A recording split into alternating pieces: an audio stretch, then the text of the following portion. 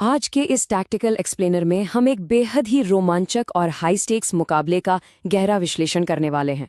14 मई को धर्मशाला के मैदान पर होने वाला ये मैच सिर्फ दो टीम्स का खेल नहीं है, बल्कि ये दबाव, रणनीति और निडरता के बीच की एक जबरदस्त टक्कर है। सो लिटरली एक ऐसी बैटल जहां एक टीम अपनी उम्मीदों को जिंदा रखने के लिए लड़ रही है और दूसरी टीम के पास खोने के लिए अब कुछ भी नहीं बचा है। तो चलिए बिना किसी देरी के एक एलीट क्रिकेट टैक्टिशियन के नजरिए से इस मैदान पर होने वाले माइंड गेम्स और स्ट्रैटेजी की डेप्थ में चलते हैं। Okay, let's dive right into today's blueprint. हम इन 5 मेन टैक्टिकल पॉइंट्स पर बात करेंगे। द अल्टीमेट प्लेऑफ स्पॉयलर्स, 2018 के haunting ghosts, captaincy blunders, pitch को समझने में हुई भूल और आखिर में मुंबई की फियरलेस बैटिंग स्ट्रैटेजी।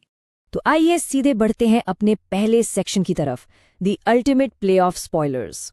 खेल में सबसे बड़ा गेम चेंजर होता है माइंडसेट, और इस वक्त दोनों कैंप्स एकदम अलग मेंटल स्पेस में है। एक तरफ ध्यान दीजिए पंजाब किंग्स पर, जो टीम पहले नंबर पर थी वो अब खिसक कर चौथे स्थान पर आ गिरी है। प्लेऑफ्स में जगह बनाने की डेस्परेशन और क्रश करने वाला दबाव इनके कैंप में साफ महसूस किया जा सकता है। वहीं दूसरी तरफ मुंबई इंडियंस टेबल में सबसे नीचे, सिर्फ 3 जीत और 6 पॉइंट्स के साथ। लेकिन जानते हैं क्रिकेट का सबसे बड़ा पैराडॉक्स क्या है? जब प्लेऑफ की रेस खत्म हो जाती है ना, तो हार का डर भी पूरी तरह गायब हो जाता है। एक जीरो प्रेशर आजादी मिल जाती है। मुंबई अब एकदम बेखौफ खेलेगा, और यही आजादी उन्हें बाकी टीम्स का खेल खराब करने, यानी अल्टीमेट स्पॉयलर्स बनने के लिए सबसे ज्यादा खतरनाक बनाती है। अब बढ़ते हैं दूसरे पॉइंट पर, हॉन्टिंग गोस्ट ऑफ 2018। प्लेऑफ का प्रेशर तो है ही, लेकिन पंजाब इस वक्त अपने ही बनाए हुए साइकोलॉजिकल बैगेज से जूझ रहा है। एंड दिस ब्रिलियंटली इलस्ट्रेट्स कि हिस्ट्री कैसे खुद को दोहरा रही है। अगर हम 2026 के सीजन को देखें तो पंजाब ने पहले 7 मैचेस में से 6 जीतकर आग लगा दी थी, लेकिन फिर अचानक लगातार 4 हार। अब इस कोलैप्स से उन्हें याद आ रही है 2018 के उस खौफनाक सीजन की।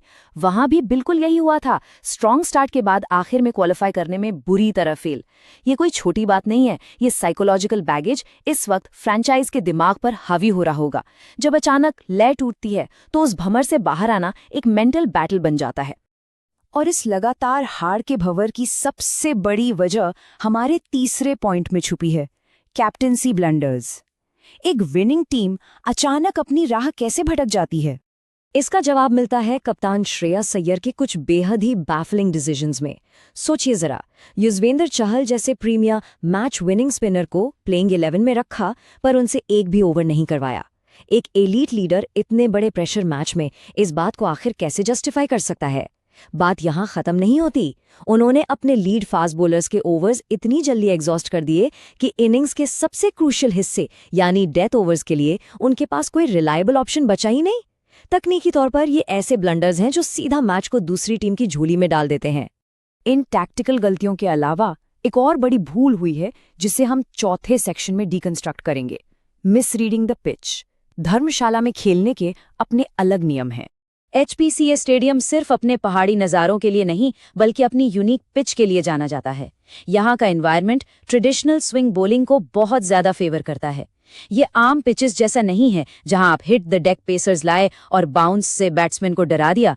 यहाँ हवा में गेंद तैरती है और स्विंग ही असल बॉस है। So the crucial point here is कि पंजाब ने पिच का मिजाज पढ़ने में पूरी तरह गलती कर दी। पिछली बार यहाँ खेलते हुए उन्होंने हिट द डेक बॉलर्स पर भरोसा किया, जिसका अंजाम ये हुआ कि उन्हें सरफेस पर बुरी तरह पनिश किया गया। लेकिन मुंबई इंडियंस, वो इस कंडीशन के हिसाब से बिल्कुल परफेक्टली इक्विप्ड है। उनके पास वो लीथल स्विंग बॉलिंग अटैक है जो इन्हीं कंडीशंस का पूरा फायदा उठाने के लिए तैयार है। अगर मुंबई के स्विंगिंग वेपन्स को प्रोफाइल करें तो ये 2 नाम सबसे बड़े थ्रेट हैं। पहले हैं दीपक चाहर। नए स्विंगिंग बॉल के साथ उनसे ज्यादा खतरनाक बॉलर इस फॉर्मेट में ढूंढना मुश्किल है। और दूसरे हैं कॉर्बिन बॉश। आरसीबी के खिलाफ अपना 4 विकेट हॉल लेने के बाद इस खिलाड़ी का आत्मविश्वास 7वें आसमान पर है। ये डुओ धर्मशाला की पिच पर पंजाब की पहले से डगमगाती हुई बैटिंग लाइनअप के लिए एक प्रॉपर नाइटमेयर बन सकती है। और अब हम इस मास्टर क्लास के आखिरी और सबसे एक्सप्लोसिव हिस्से पर आते हैं, मुंबई की फियरलेस बैटिंग स्ट्रैटेजी। जब खोने को कुछ ना हो तो बल्लेबाज कितने आजाद हो जाते हैं। Now what's really interesting here is Mumbai के मिडिल ऑर्डर का अपनी रिदम वापस पा लेना। ये रीसेंट स्कोरिंग सर्च देखिए। तिलक वर्मा ने सिर्फ 42 गेंदों में 57 रन जड़ दिए, और शिफाने रुदरफोर्ड, वो तो अलग ही जोन में थे। उन्होंने लगभग हर बॉलर की धज्जियां उड़ाते हुए 31 गेंदों में 71 रन्स की एक्सप्लोसिव पारी खेली। स्ट्राइक रेट्स तो जैसे आसमान छू रहे हैं। जब बैट्समैन दिमाग से स्कोर का प्रेशर निकाल देता है तो उसका गेम इस लेवल पर ऑपरेट करता है। ये सिर्फ 2 नॉक्स की बात नहीं है, पूरी टीम एक कंबाइंड फियरलेस यूनिट बन चुकी है। तिलक वर्मा प्रैक्टिकली अपनी पोजीशन को फ्रेंचाइज के फ्यूचर के रूप में सीमेंट कर रहे हैं। उनके साथ नमन धीर क्रीज पर एकदम बेखौफ सपोर्ट दे रहे हैं। और शायद पंजाब के लिए सबसे डरावनी खबर ये है, एक फुल्ली फिट हार्दिक पांड्या अपनी बीमारी के बाद मैदान पर लौट आए हैं टीम को लीड करने के लिए। जब आप इस एक्सप्लोसिव मिडिल ऑर्डर को रोहित शर्मा के प्रेशर फ्री एंकरिंग रोल के साथ जोड़ते हैं तो सामने वाली टीम के पास छिपने की कोई जगह नहीं बचती। इस पूरे टैक्टिकल ब्रेकडाउन के बाद सबसे बड़ा सवाल वही आकर रुकता है, क्या रोहित और हार्दिक की ये फेयरलेस और आजाद स्क्वाड उन अल्टीमेट स्पॉयलर्स का रोल निभाएगी जो पंजाब किंग्स को भी टूर्नामेंट से बाहर खींच लेगी? या फिर कैप्टन श्रेयस अय्यर आखिरकार अपनी उन तकनीकी गलतियों को पहचान कर सुधारेंगे और इस क्रिटिकल टाइम पर टीम को बचा लेंगे?